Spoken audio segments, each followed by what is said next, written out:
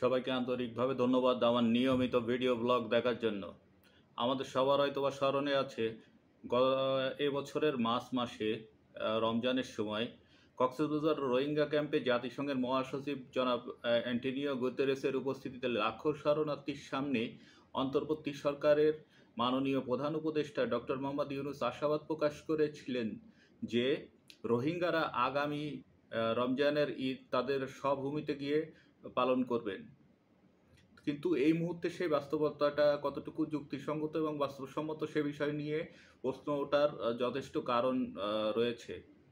প্রশ্ন ওঠে, জাতিসংঘ বা অন্তর্বর্তীকালীন সরকারের হাতে কি এমন জাদুর কাঠি আছে যা দিয়ে আগামী 1 বছরের মধ্যে প্রায় 12 লক্ষ, ধারণা করা হচ্ছে তারও অধিকও হতে পারে, বেশি রোহিঙ্গাকে বাংলাদেশ থেকে ফেরত পাঠানো কি আদৌ সম্ভব? গত শতাব্দীর 70-এর দশক থেকে রোহিঙ্গারা কম বেশি বাংলাদেশে আসতে শুরু করে। এলেও সবথেকে বেশি রোহিঙ্গাদের ঢল আসতে শুরু করে 2017 সালের 25 আগস্ট। ওই ঘটনার 8 বছর পূর্তি উপলক্ষে সোমবার একটি জাতীয় দৈনিকের শিরোনাম এসেছে, প্রত্যাবাসন অনিশ্চিত, নতুন এসেছে 1.25 লাখ রোহিঙ্গা। একটি আমার নিজের বক্তব্য না, এটা আমি সরাসরি একটা জাতীয় দৈনিকের প্রথম সারির জাতীয় দৈনিকের মেইন হেডিংস থেকে পড়লাম। সুতরাং অনুপ্রবেশের অপেক্ষায় সীমান্তের ওপারে এখনও রয়েছে 25 থেকে 30 হাজার রোহিঙ্গা শরণার্থী। তার মানে গত মাসের ওই ঘোষণার পরে গত 5 মাসে এবং অন্তর্বর্তীকালীন সরকারের 1 বছরে একজন রোহিঙ্গাকে ফেরত পাঠানো তো সম্ভবও হয়নি, উল্টে আরও 1.25 লাখ নতুন রোহিঙ্গা শরণার্থী যুক্ত হয়েছেন আমাদের শরণার্থী বহরে।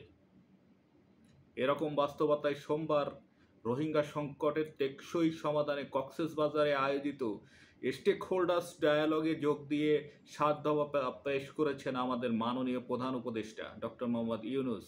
এর মধ্যে রয়েছে রোহিঙ্গাদের দ্রুত, নিরাপদ, মর্যাদাপূর্ণ, স্বেচ্ছামূলক ও টেকসই প্রত্যাবাসনের জন্য একটি কার্যকর রোডম্যাপ তৈরি করা, আন্তর্জাতিক দাতা গোষ্ঠী ও মানবিক অংশীদারদের সহায়তা অব্যাহত রাখা, আঞ্চলিক শান্তি ও স্থিতিশীলতা প্রতিষ্ঠায় আসিয়ান সহ আন্তর্জাতিক সম্প্রদায়ের তৎপরতা বাড়ানো ইত্যাদি। মোহাম্মদ ইউনূস সবথেকে গুরুত্বপূর্ণ যে কথাটি বলেছেন তা হচ্ছে রোহিঙ্গা সংকটের সূত্রপাত মিয়ানমারেই, তাই সমাধানও হতে হবে সেখানেই।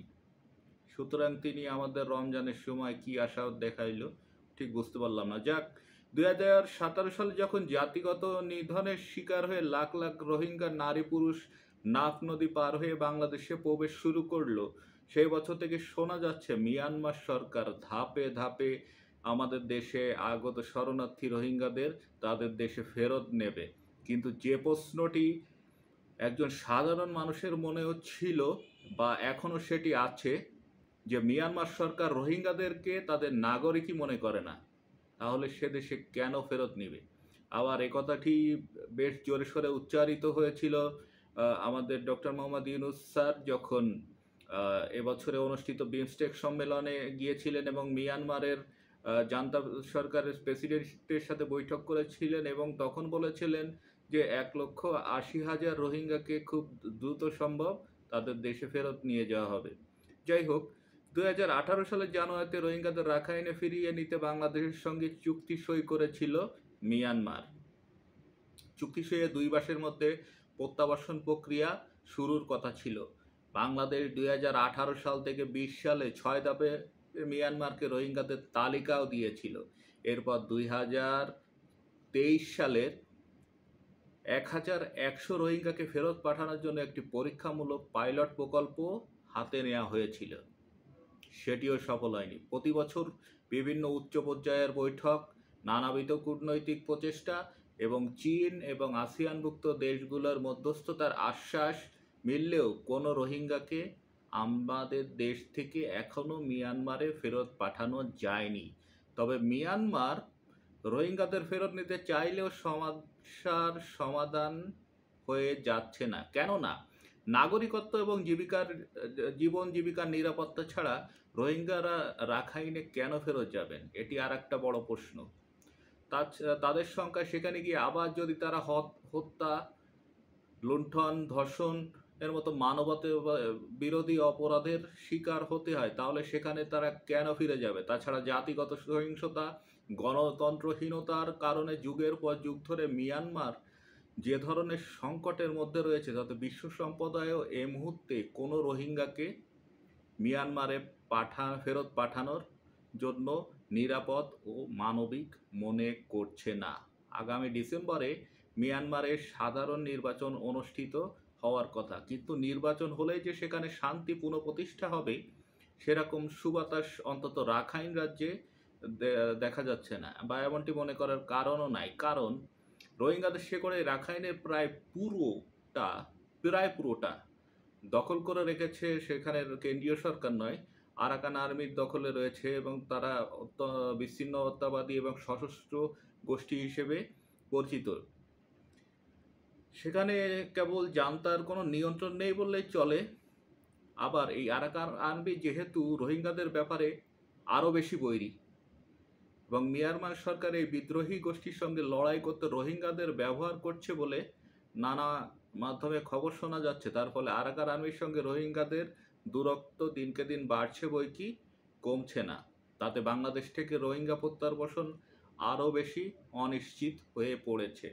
একটা ধারণার কথা শোনা যাচ্ছিল যে রাখাইনে আরাকান আর্মির স্বায়ত্তশাসনে লড়াইয়ের সমর্থন দেওয়ার বিনিময়ে রোহিঙ্গাদের ফেরত পাঠাতে নেপথ্য ভূমিকা পালন করছে জাতিসংঘ, এবং এতে আমাদের বিশেষ ভূমিকা পালন করছে আমাদের অন্তর্বর্তীকালীন সরকার। আরাকান আর্মির সাথে যোগাযোগ স্থাপনে জাতিসংঘ মহাসচিব এবং ইন্টারন্যাশনাল ক্রাইসিস গ্রুপের পরামর্শ এ পরিকল্পনাকে সমর্থন করেছিল। বাংলাদেশের ভিতর দিয়ে মানবিক করিডোরের আলোচনার বিষয়টিও বিচ্ছিন্ন ঘটনা বলে উড়িয়ে দেওয়া যাবে না। কিন্তু এখানে বিপত্তি পেতেছে রাখাইন অঞ্চলে দুই বৃহৎ শক্তি চীন এবং ভারতের বাণিজ্যিক স্বার্থ। রাখাইনের রাজধানী সিত্তেকে ঘিরে কালাদান প্রজেক্টে ভারতের কয়েক বিলিয়ন ডলারের বিনিয়োগ প্রকল্প রয়েছে। আরেক গুরুত্বপূর্ণ অঞ্চল হচ্ছে চকপিওয়ে রয়েছে চায়নার মাল্টিমিলিয়ন ডলারের তেল, গ্যাস ও খনিজ সম্পদের প্রকল্প এবং বেল্ট অ্যান্ড রোড ইনিশিয়েটিভসের প্রজেক্ট। সম্প্রতি কাতার ভিত্তিক সংবাদ মাধ্যম আল জাজিরার একটি খবরে বলা হয়, সরাসরি সেখান থেকে পড়ি, বাংলাদেশের সীমান্ত ঘেঁষা মিয়ানমার রাখাইন রাজ্যে শতভাগ দখলে নিতে আক্রমণ শুরু করে সশস্ত্র বিদ্রোহী গোষ্ঠী আরাকান আর্মি। মূলত গত বছরের শেষের দিক থেকে রাখাইন রাজ্য নিয়ন্ত্রণে নেওয়ার ঘোষণা দেওয়ার পর থেকে বাংলাদেশের সঙ্গে আন্তর্জাতিক সীমান্ত সহ রাখাইনের 17টি টাউনশিপের মধ্যে 14টির নিয়ন্ত্রণ নেয় আরাকান আর্মি। তবে রাজধানী সিত্তে এবং চকপিওর মতো গুরুত্বপূর্ণ অঞ্চলগুলো ধরে রাখতে সক্ষম হয়েছে জান্তা সরকার। সুতরাং রাখাইনের এই অঞ্চলগুলোর দখল নিতে সৃষ্ট পরিস্থিতি মিয়ানমারের ভূ রাজনীতি ও গৃহযুদ্ধের ধরনই পাল্টে দিতে পারে বলে মনে হচ্ছে। আল জাজিরার এই খবরে আরও বলা হয়েছে, চকপিও ধরে রাখতে মিয়ানমারের 3000 সেনা, যুদ্ধবিমান, ড্রোন ও নৌশক্তি মোতায়েন রয়েছে। আর তা ফাঁকি দিতে সেপ্টেম্বর-অক্টোবরের বর্ষা মৌসুমকে বেছে নিতে পারে আরাকান আর্মি। সমুদ্র বন্দরগুলো পুরোপুরি আরাকান আর্মির দখলে চলে গেলে ব্যবসা বাণিজ্য ক্ষেত্রে বাংলাদেশ, ভারত এবং চায়নাকে নতুন করে সংকটে পড়তে হবে। অর্থাৎ রাখাইনে আনুষ্ঠানিকভাবে কোনো সমঝোতা করতে গেলে তখন সমঝোতা করতে হবে সরাসরি বিদ্রোহী গ্রুপের সাথে, মিয়ানমার সরকারের সঙ্গে নয়। এটি এই দুই বৃহৎ শক্তির জন্য একটি গুরুত্বপূর্ণ এবং কঠিন চ্যালেঞ্জ হিসেবে দেখা দিচ্ছে, কেননা একটি আনুষ্ঠানিক সরকারের সঙ্গে আলোচনা যতটা সহজ, একটি সশস্ত্র গোষ্ঠী এবং অনানুষ্ঠানিক সরকারের সাথে বা দখলকারী সরকারের সাথে কোনো বিদ্রোহী গোষ্ঠীর সাথে আলোচনার বিষয়টি ততটা সহজ নয়। তার মানে রোহিঙ্গা প্রত্যাবাসনের সঙ্গে সঙ্গে সংকটের একটি বড় চক্র যে জড়িয়ে আছে, আমরা এ বিষয়ে সহজে অনুধাবন করতে পারি। শুধু একটি নির্দিষ্ট জায়গায় ফোকাস করলেই সমস্যার সমাধান হয়ে যাচ্ছে না। মনে রাখতে হবে, মিয়ানমারে ভারত ও চীনের যেমন ব্যবসায়িক এবং আঞ্চলিক স্বার্থর বিষয় জড়িত রয়েছে, তেমনি এখানে মার্কিন যুক্তরাষ্ট্রেরও স্বার্থ বেশ অতপ্রতভাবে জড়িয়ে রয়েছে। মিয়ানমারের ব্যাপারে আমেরিকা এত বেশি সচেতন যে এই দেশটির জন্য তারা বার্মা অ্যাক্ট নামে একটি আইন পর্যন্ত তাদের সিনেটে পাশ করেছে। মিয়ানমারের সামরিক জান্তার, মানবাধিকার লঙ্ঘন, গণতান্ত্রিক আন্দোলন দমন, রোহিঙ্গা সহ বিভিন্ন জাতিগত সংখ্যালঘুর উপর নিপীড়নের প্রেক্ষাপটে 2022 সালে মার্কিন কংগ্রেসই আইনটি গৃহীত হয়। মূলত মিয়ানমারের সেনাদের উপর কঠোর নিষেধাজ্ঞা আরোপ, মানবাধিকার লঙ্ঘনে জড়িত সামরিক এবং ব্যবসায়ী নেটওয়ার্ককে টার্গেট করা, মিয়ানমারের সামরিক মালিকানাধীন কোম্পানি খনন, জ্বালানি, রত্নপাত শিল্পে বিনিয়োগ ও ব্যবসা সীমিত করা, যুক্তরাষ্ট্রের প্রতিষ্ঠান ও নাগরিকদের ব্যবসার সঙ্গে জড়িত হতে নিরুৎসাহিত করা সহ নানা উদ্যোগ গ্রহণ করেছে মার্কিন কংগ্রেস। এটি হচ্ছে মুদ্রার এক পিঠ।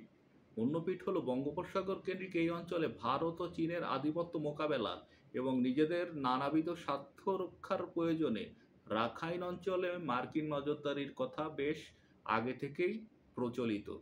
সুতরাং রাখাইনের রোহিঙ্গা সংকটকে শুধুমাত্র একটি জাতিগোষ্ঠীর সংকট বা মানবিক বিপর্যয় হিসেবে দেখলে চলবে না। এখানে বৃহত্তর যে দেশগুলো রয়েছে তাদের শক্তিকেও আমাদের বিবেচনায় রাখা জরুরি। সেই সঙ্গে জাতিসংঘ এবং পশ্চিমা দেশগুলো কখন কি বলে এবং তাদের সে কথা এবং কাজের মিল অমিলের বিষয়গুলো মাথায় রাখা জরুরি। যেমন রোহিঙ্গা অনুপ্রবেশের 8 বছর পূর্তিতে বাংলাদেশের পাশে থাকার অঙ্গীকার করেছে কয়েকটি দেশ এবং তারা বেশ বৃহৎ দেশ, যেমন অস্ট্রেলিয়া, ইটালি, যুক্তরাষ্ট্র, কানাডা সহ পশ্চিমা বিশ্বের 11টি দেশ যে যৌথ বিবৃতি দিয়েছে সেখানে বলা হয়েছে রোহিঙ্গাদের বাস্তুচ্যুতির মূল কারণগুলোর সমাধান প্রয়োজন, যার জন্য একটি শান্তিপূর্ণ এবং স্থিতিশীল মিয়ানমার আবশ্যক।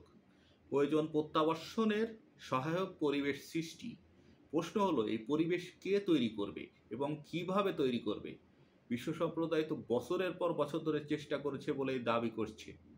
এ বিবৃতিতে আরও বলা হয়েছে, আমরা রোহিঙ্গাদের অর্থবহ অংশগ্রহণ এবং অন্তর্ভুক্তিমূলক প্রতিনিধিত্ব নিশ্চিত করার গুরুত্ব তুলে ধরছি যাতে তারা সিদ্ধান্ত গ্রহণ করে ক্ষমতাবান হতে পারে এবং বাংলাদেশে অবস্থানকালে নিরাপদ, সম্মানজনক ও গঠনমূলক জীবনযাপন করতে পারে। রোহিঙ্গাদের আশ্রয় দিয়ে যুক্তরাষ্ট্র সরকারের প্রশংসা করেছে। বাংলাদেশের বেশ উচ্চকিত প্রশংসা করেছে যুক্তরাষ্ট্র সরকার রোহিঙ্গাদের আশ্রয় দেওয়ার জন্য। রোববার মার্কিন পররাষ্ট্র দপ্তরের এক বিবৃতিতে বলা হয়েছে, সহিংসতা এবং বাস্তুচ্যুতির শিকার রোহিঙ্গা সহ মিয়ানমারের অন্যান্য জাতিগত গোষ্ঠীর প্রতি সমর্থন জানাচ্ছে মার্কিন যুক্তরাষ্ট্র। তার মানে আন্তর্জাতিক বিশ্ব মনেই করে যে রাখাইনের সামরিক জান্তা এবং আরাকান আর্মির দ্বারা নিগৃহীত হয়ে রোহিঙ্গারা যান নিয়ে পালিয়ে আসবে আর বাংলাদেশ তাদের আশ্রয় দিতে থাকবে। মানবিকতা দেখাতে দেখাতে বাংলাদেশ এখন রোহিঙ্গাদের বহর গিয়ে ঠেকেছে প্রায় 13 লাখে। আশ্রয় অব্যাহত থাকলে এবং রোহিঙ্গাদের ফেরত না পাঠানো সম্ভব হলে এই জনগোষ্ঠীর সংখ্যা কোথায় গিয়ে দাঁড়াবে সেটি এখন বিরাট চিন্তার বিষয়। কেননা ধর্মীয় গোঁড়ামির কারণে রোহিঙ্গাদের অধিকাংশ মানুষই কোনো ধরনের জন্ম নিয়ন্ত্রণ পদ্ধতি ব্যবহার করে না। উপরন্তু জাতিগত নিধনের শিকার হওয়ার কারণে ভবিষ্যৎ বংশধর বৃদ্ধির বিষয়টিও তাদের বিবেচনায় থাকে, ফলে তাদের জন্মহার অতি উচ্চ। স্বয়ং প্রধান উপদেষ্টার তথ্যই বলছে রোহিঙ্গা শিবিরগুলোতে প্রতি বছর প্রায় 32,000 নবজাতক জন্ম নিচ্ছে। সুতরাং আগামী 20 বছরেও যদি বাংলাদেশ থেকে সব রোহিঙ্গাকে ফেরত পাঠানো না যায়, রাখাইন থেকে তাদের আগমন অব্যাহত থাকে, তাহলে এই জনগোষ্ঠীর সংখ্যা কোথায় গিয়ে দাঁড়াবে? তার চেয়ে বড় প্রশ্ন, এই বিশাল জনগোষ্ঠী কক্সবাজার অঞ্চলের জন্য কী ধরনের মানবিক, সামাজিক এবং অর্থনৈতিক এমনকি রাজনৈতিক সংকট তৈরি করবে সেটা আমাদের কল্পনার বাইরেই বলে আমার ধারণা। সুতরাং এ বিষয়ে আমাদের নীতি নির্ধারণী মহলে যারা আছেন তারা এখনই গঠনমূলক সিদ্ধান্ত নেবেন এবং আশু পদক্ষেপ গ্রহণ করবেন। এ বিষয়ে আমার বক্তব্য এটুকুই। আপনাদের সবাইকে ধন্যবাদ আমার বক্তব্য শোনার জন্য।